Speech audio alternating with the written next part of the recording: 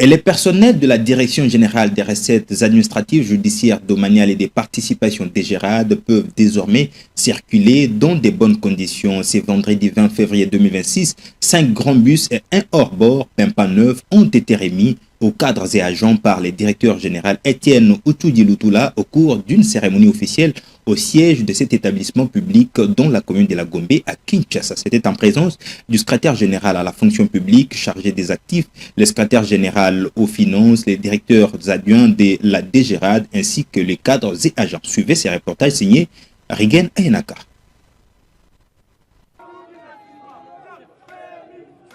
Il s'agit d'un exploit signé Étienne Outoudi-Lutula, directeur général de la DGRAD, qui depuis son accession à la tête de cette régie financière ne jure que sur l'amélioration des conditions de vie et du travail de son personnel.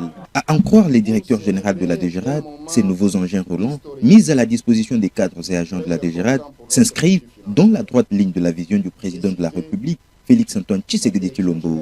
La remise officielle des 5 grands bis et d'un hors-bord pimpant neuf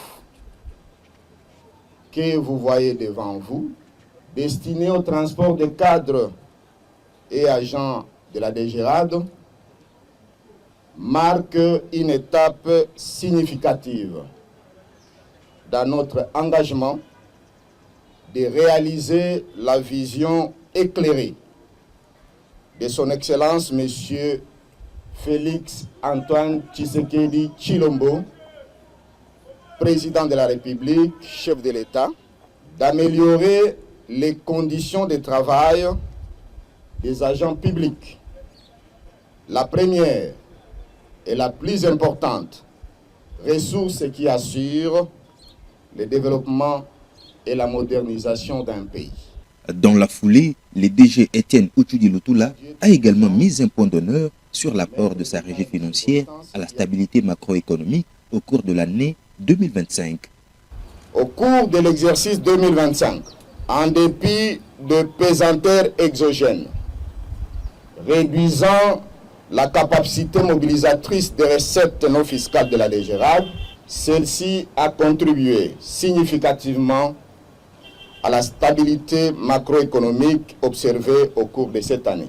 Ce qui a amené Son Excellence, Monsieur le Ministre des Finances, à la clôture de la retraite stratégique du ministère des Finances, tenue du 13 au 16 février 2026 à Kinshasa, a décerné à la DGRAD le prix d'encouragement pour les recettes réalisées au cours de cet exercice 2025 dans un contexte difficile et pour la première fois sans la redevance minière liée à l'exportation du cobalt.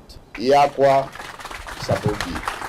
En cela, disais-je, je tiens à féliciter tous les cadres et agents de la DGRAD ici représentés et à leur demander de vous applaudir en guise de remerciement à son Excellence, Monsieur le Ministre des Finances. L'octroi de ces engins roulants aux agents et cadres de la DGRAD a été également salué par les directeurs coordonnateurs de la haute direction de la DGRAD et secrétaire général aux finances.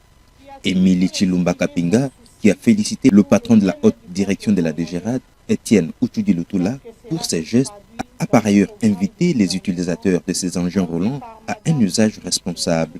Je ne peux évoluer sans féliciter la haute direction de la DGRAD qui s'inscrit dans la vision de son Excellence M. Félix-Antoine Tshisekedi Tshilombo, président de la République, chef de l'État, qui a toujours exprimé son souci pour le bien-être du peuple congolais, tel que cela s'est traduit dans le programme du gouvernement conduit par Madame Judith Suminwa Tuluka, Première ministre, chef du gouvernement, sous le proche accompagnement de M. Doudou Fouambali Koundé Libotaï, ministre des Finances.